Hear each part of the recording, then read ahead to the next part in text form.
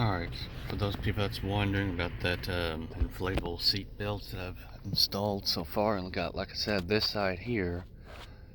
But right now I've got the seat buckles already installed. I do not have the wiring harness yet, and I do not have the passenger side nor the middle row seat belts yet on it. But I'm just getting my car all ready for when it's installed. It's ready to go.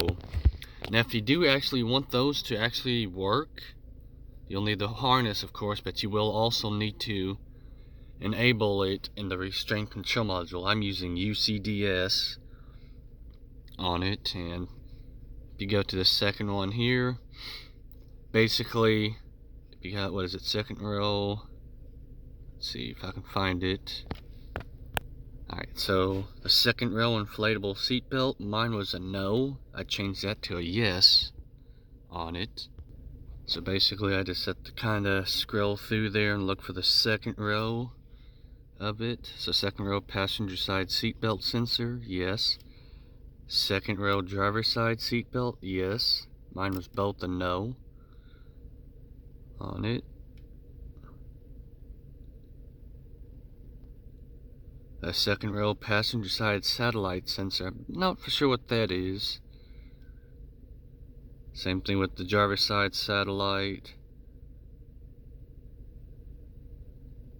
So basically I had to kind of scroll through there and see which one I needed.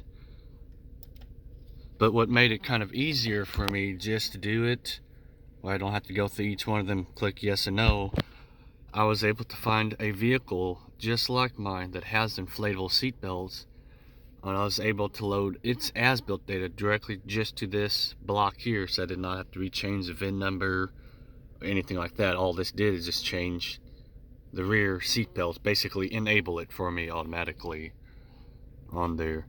So when I did that, I do know I do have an airbag light now, but that is because it does not see the, let's see if I can zoom out real quick, the harness for it right now. Basically it thinks there's a problem because the seat buckle is not plugged into the actual harness yet, since I'm still waiting for the wiring on it.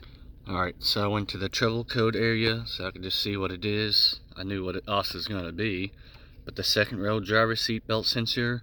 So if you guys wondering what the seat belt sensor is basically like the same for this front seat. Is basically it will let you know if your kids or whoever's sitting back there is buckled in on there.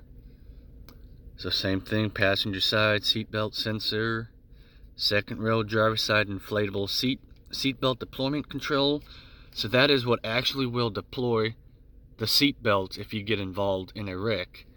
So I don't know if you've taken apart an actual pre-tensioner, but those have gas chamber.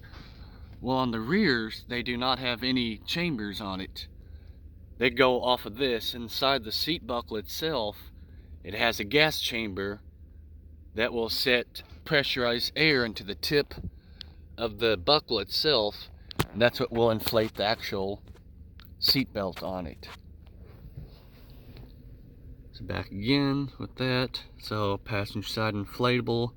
Now the middle row, all that is, the middle seat belts, all that is just to let you know if somebody's buckled in on the middle row.